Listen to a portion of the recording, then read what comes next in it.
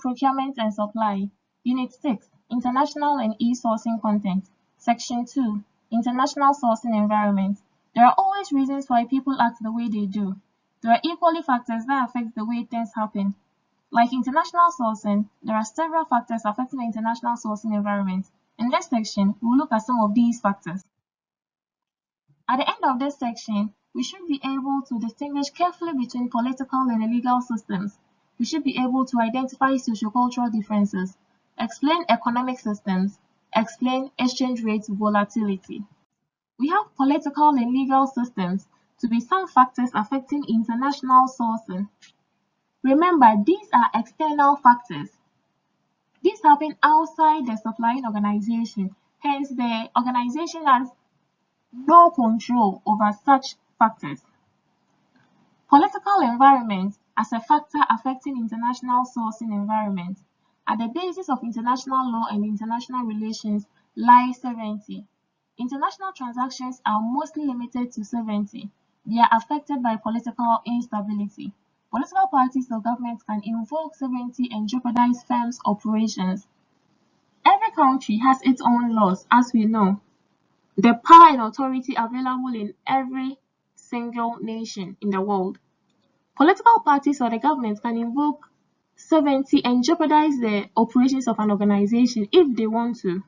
For instance, they can choose to tax ridiculous charges or taxes, which will make the business unattractive or force you to leave business. Some countries can make it impossible for you to even get your hands on the import or export documents or requirements for you to import or export your requirements. If such a risk occurs in your business, obviously they are trying to jeopardize your firm's operations, right? Or if care is not taken, you are being forced to look elsewhere. The risks related to government trade policies include the following. We have the tariffs, exchange rate controls, quotas, export-import license requirements, embargoes, and sanctions. Government policies also include transfer of assets from company to local ownership, confiscation without compensation, expropriation with some reimbursement. There are risks related to labor and action groups as well as the risk related to terrorism. So these are some political factors affecting the international market. And remember, the buying organization, neither does the supplying organization, has control over such factors because they are happening outside your organization. International legal environment as another factor affecting international sourcing environment.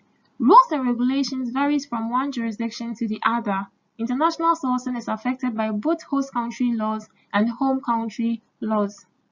Some legal issues in international transactions include patents, copyrights, trademark, and trade secrets.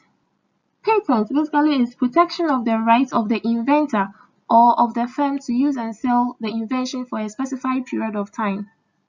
That's why organizations or people are advised that anytime you invent something, you're supposed to patent it. If you don't patent your inventions, you can't blame anybody if it gets out. Copyright is the right of owner of original work of art to reproduce, sell, perform, or film the work.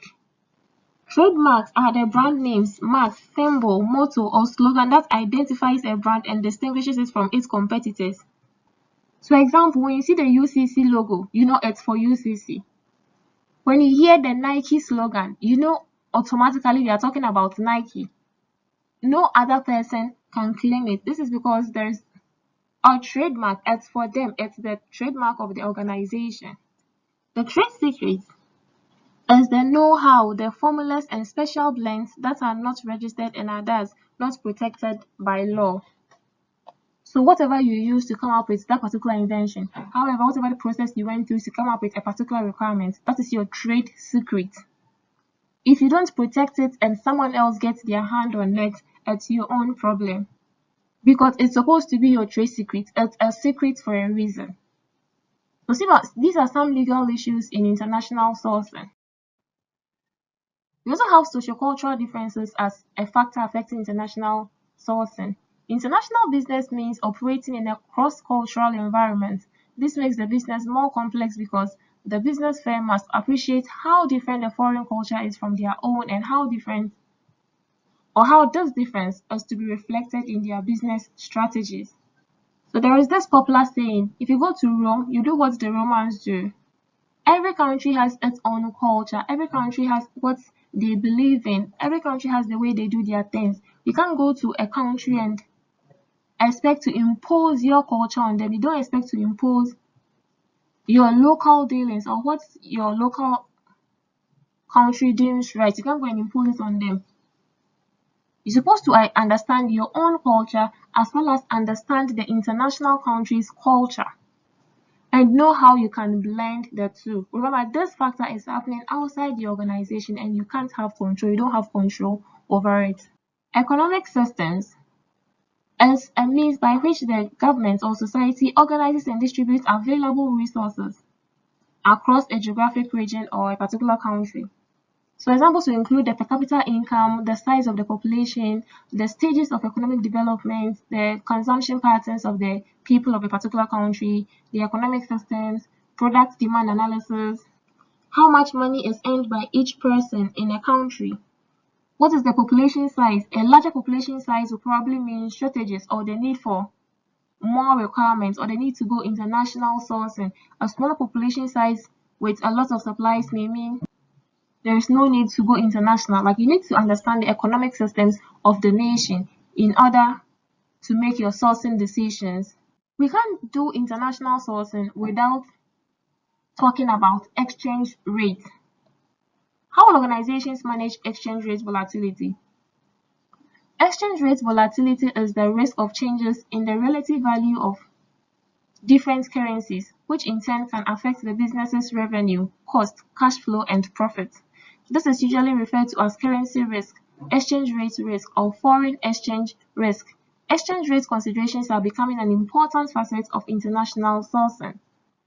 Not only can volatile exchange rates impact the supply selection decision, they can also affect the volume timing of purchases once the supplier is selected.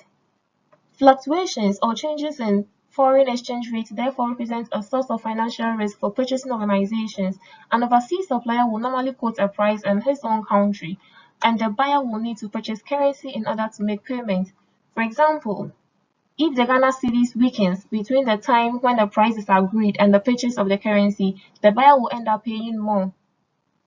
So if you're buying something from a different country, let's say US, and then they tell you that costs $1,000, you calculate you're going to use or convert your cedis to dollars. So if at the time you're making purchase, you're making payments, the dollar to cedi rate has increased by, let's say, 2% against the time the agreement was made, you realize you are losing, you end up losing. That is why in international sourcing, you're always advised to quote your prices in your local currency. The supplier will also want to quote the prices in his or her local currency. So now, how do you manage this as two organizations trying to reach a mutual consensus or mutual agreement? Let's briefly go over some of the ways you can manage this exchange rate volatility issues or the risk in exchange rate fluctuations in the supply chain. 1. You contract in your own local currency. Overseas suppliers usually price their items in currency risk and later finds ways to adjust price over time to account for it. The buyer or the buying organization can manage this situation by accepting price quotations of suppliers in its own local currency. So instead of a buying organization in Ghana accepting price quoted in dollars, you have to accept price quoted in Ghana cedis. So even if the dollar rate goes up, you are not really affected. Another way of managing such a risk is to agree on the baseline exchange rate of the initial quote. If there are no ground rules for the exchange rate, suppliers will make their own assumptions about the rate, leading to variations between suppliers and unexpected price changes over time. So it's crucial for both parties to agree on some criteria to manage fluctuations in exchange rate. As a buying organization, you should also know your supplier's exposure. The only exposure on the supplier's local currency may be in paying the local labor force, Multinational companies may be exposed to different currencies. A supplier may price its items in dollars because the inputs they buy are already priced in such a currency or in dollars. Knowing their exposure will help you make an informed decision.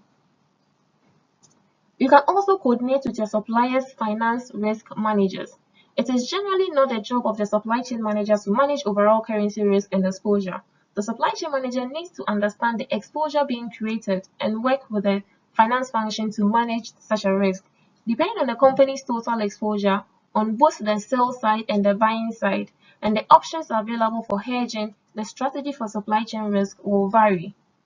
This can help you cancel or reduce the risk of exchange rate volatility. Organizations can also set reasonable working parameters. That is, the buying organization putting limits on how work must be done or how the contract must be executed as a way of managing exchange rate risk in their supply chains. In summary, we looked at sourcing environment as the international perspective. We explained the political and legal systems in international sourcing. We also looked at the ways to minimize some political risk in international sourcing. We then explained sociocultural factors in the international environment.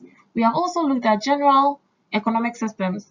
In addition, we also explained exchange rate volatility and highlighted on some ways to manage exchange rate fluctuations in international sourcing.